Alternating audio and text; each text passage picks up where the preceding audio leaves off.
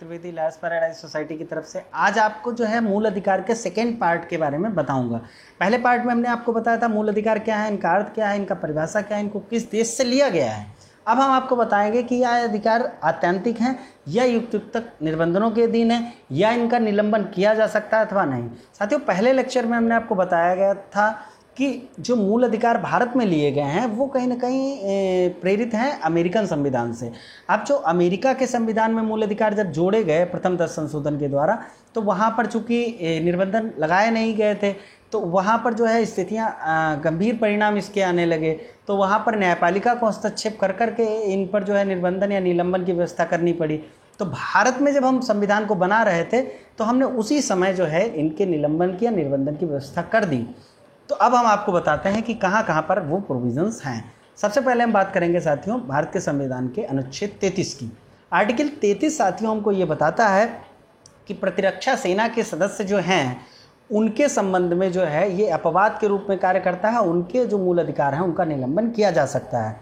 जैसे सेना विधि जो है, सेना अधिनियम, वायुसेना अधिनियम और जो नौसेना अधिनियम है 1950 का, उनके सदस्यों के लिए ये बात लागू होती है। उसके बाद साथियों हम बात करते हैं जब किसी राज्य में जो है सेना विधि लागू होती है, मार्शल लॉ लागू होता है, ऐसी सिचुएशन में भी वहाँ के लोगों के मूल अधिकार जो हैं वो निलंबित हो जाते हैं या उनको निबंधन लगाया जा सकता है उनके मूल अधिकारों पर। तो और ये मूल अधिकारों पर निबंधन कैसा लगाया जाएगा? या तो पूर्णता लगाया जाएगा, पूर्ण रूप से निबंधित कर दिए गए, निलंबित कर दिए गए, या फिर भागता इनको निलंबित किया जाएगा। तीसरा साथियों बात आती है संवैधानिक संशोधन के द्वारा। अब ये एक प्रक्रिया, एक बड़ी लंबी प्रक्रिया है। इसमें कई केसेस आए, कई संशोधन हुए, जिनको अब हम आपको क्रमशः बताएंगे जिनके बारे में। तो सबसे पहले 2 केस आए थे साथियों, सज्जन सिंह का और शंकरी प्रसाद का। इन दोनों केसेस में ये कहा गया था कि भारत की जो संसद है वो संविधान के आर्टिकल 368 का प्रयोग करते हुए, 368 के अधीन शक्ति का प्रयोग, संविधान एक संशोधन की जो शक्ति प्राप्त है उसका प्रयोग करते हुए मूल अधिकारों को छीन सकती है। और जो आर्टिकल 13 में जो विधि शब्द प्रयोग की गई है उसका अर्थ यहाँ पर वो विधि से नहीं लगाया जाएगा। अब ये इससे जो है बहुत ज़्यादा गंभीर परिणाम उत्पन्न होने की आशंका हो गई। तो इसी के परिणाम स्वरूप एक केस आया गोलकनाथ का, जिसमें ये कह दिया गया कि जो उपरोक्त दोनों निर्णय हैं एक तरीके से इन दोनों निर्णयों को उलट दिया गया और ये कहा गया कि जो आर्टिकल 368 जो है वो सिर्फ संशोधन की प्रक्रिया बताती है। इसके द्वारा जो है संसद वो मूल अधिकारों को छीन नहीं सकती या न्यून नहीं कर सकती है, उस और संशोधन की शक्ति भी नहीं भारत में प्राप्त है कहीं ना कहीं। अब इसके बाद में क्या हुआ, इस प्रभाव को दूर करने के लिए संसद और न्यायपालिका में जब लड़ाई हुई तो एक 24वां संवैधानिक संशोधन किया गया और 24वें संवैधानिक संशोधन में ये बात कह दी गई कि जिससे गोलकनाथ का निर्णय एक तरीके से समाप्त हो जाए। अब इस संवैधानिक जो संशोधन किया गया इसके विरोध में भी एक केस आ गया, जो केस का नाम था केशवानंद भारती का केस। तो इस केस में माननीय उच्चतम न्यायालय ने कहा कि जो 24वां संवैधानिक संशोधन आपने किया है वो तो संवैधानिक है, लेकिन आपकी जो शक्ति है संवैधानिक संशोधन की वो आत्यांतिक नहीं है, ये विस्तृत शक्ति आपको नहीं दी गई है, युक्तियुक्त निबंधन के अधीन है। अर्थात आप संविधान के सब कुछ संविधान में संशोधन कर सकते हो, लेकिन मूलभूत ढांचे में, आधारभूत ढांचे में आपको संविधान संशोधन की शक्ति नहीं प्रदान की गई है। अब इस केस के प्रभाव को दूर करने के लिए फिर 42वां संविधान संशोधन साथियों हुआ और 42वें संविधान संशोधन के केस में जो उसमें ये कह दिया गया 42वें संविधान संशोधन में कि कहीं ना कहीं जो है संविधान संशोधन की शक्ति जो है वो काफ़ी विस्तृत अर्थों में है।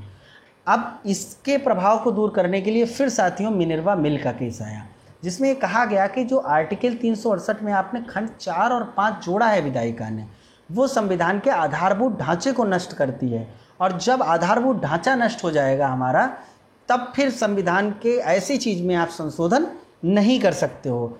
तो इस एक तरीके से 42वें संविधान संशोधन को इस मामले में असंवैधानिक घोषित कर दिया गया।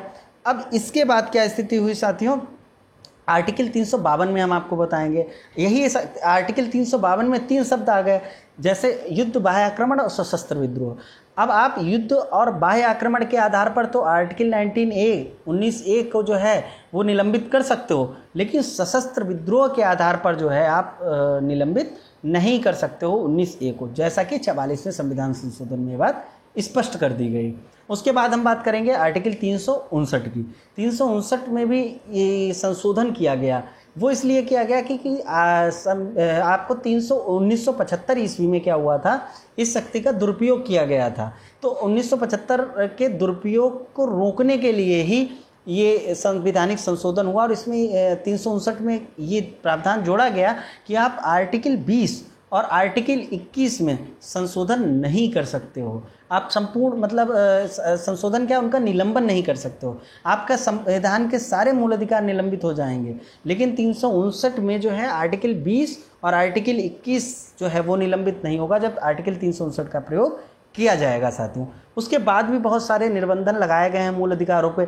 जैसे हम बात करें अगर आर्टिकल 14 की, तो जो है वर्गीकरण जो है युक्त वर्गीकरण को विधिमान्य घोषित किया गया, लेकिन वर्गीकरण का निषेध जो है वर्ग विधान की बात जब हम करेंगे तो वैसे ही हम बात करेंगे आर्टिकल 32 की।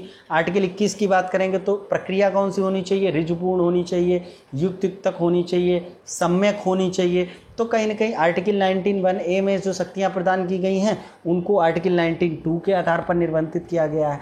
तो एक जो सिनेरियो बनता है टोटल, हम देखेंगे अगर ब्रीफ करें इसको शार्ट में, तो हम ये देखते हैं कि भले ही हमको मूल अधिकार प्रदान किए गए हैं, लेकिन हमको मूल अधिकार तब तक प्रदान हैं जब तक हम किसी दूसरे के अधिकार क्षेत्र में हस्तक्षेप नहीं करते हैं। अब अगर हम किसी के अधिकार क्षेत्र में अवैध रूप से हस्तक्षेप करते हैं तब हमारे मूल अधिकार वहीं पर समाप्त हो जाते हैं। इसलिए हमारे मूल अधिकार जो हमको प्रदान किए गए हैं वो आत्यांतिक नहीं हैं, उनको निलंबन भी किया जा सकता है और युक्तक निर्बंधनों के साथ भी प्रदान किए गए हैं। तो ये था हमारा उद्देश्य आपको मूल अधिकारों के निर्बंधन के संबंध में बताने का। साथियों, आपको हमारा आज का वीडियो कैसा लगा कमेंट बॉक्स में ज़रूर बताएं। हमारे लॉयर्स पैराडाइज सोसाइटी की यूट्यूब चैनल को ज़्यादा से ज़्यादा लाइक करें, सब्सक्राइब करें साथियों, शेयर करें। धन्यवाद साथियों।